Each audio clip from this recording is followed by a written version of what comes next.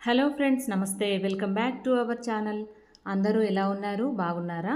నేనైతే బాగున్నాను. మీరందరూ కూడా బాగుండాలని అయితే మనస్ఫూర్తిగా అయితే కోరుకుంటున్నాను.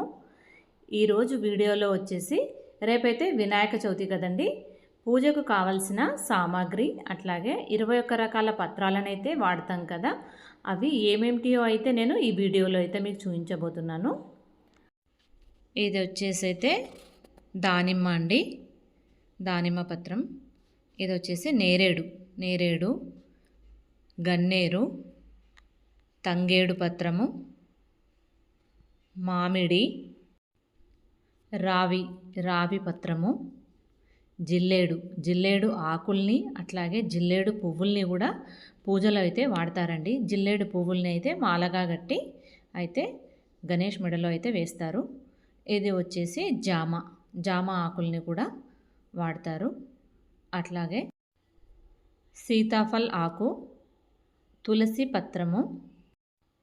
తులసినైతే గణేష్ పూజలో అయితే వాడరు, కానీ ఓన్లీ ఈ గణేష్ చతుర్థి రోజు మాత్రమే, ఈ ఒక్కరోజు మాత్రమే పెడతారు. ఇది వచ్చేసి ఉత్తరేణి, మందార ఆకులు. ఇది బిల్వపత్రాన్ని కూడా మనము వాడతాము. ఇది శంఖం పూల చెట్టు అండి. మనం నార్మల్గా చూస్తుంటాం కదా చుట్టుపక్కల. మల్లె చెట్టు ఆకులు. ఇవి వచ్చేసి దత్తూరా కాయలండి. గణేష్కి అతి శ్రేష్టమైంది గరిక. ఇవి దేవదారు పత్రాలు.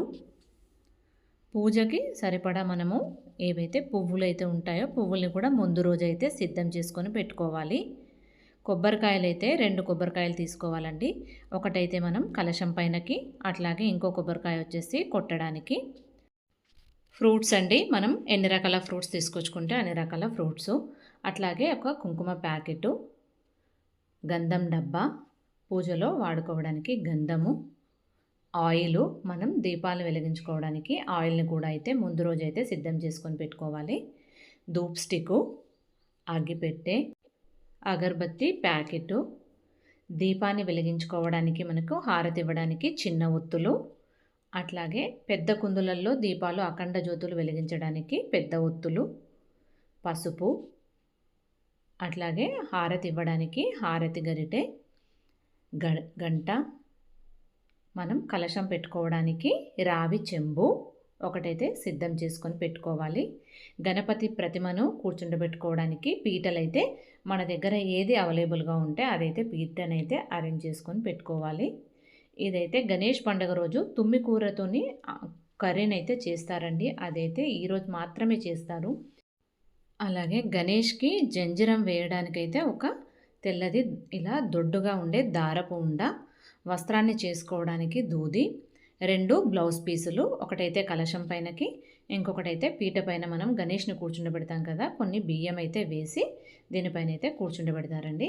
ఇవన్నిటిని కూడా మనం ముందు రోజైతే ఈ విధంగా సిద్ధం చేసుకొని పెట్టుకుంటే మనకు పండగ రోజైతే ఎలాంటి హడావిడి లేకుండా అయితే పూజ అయితే ప్రశాంతంగా అయితే చేసుకోవచ్చు.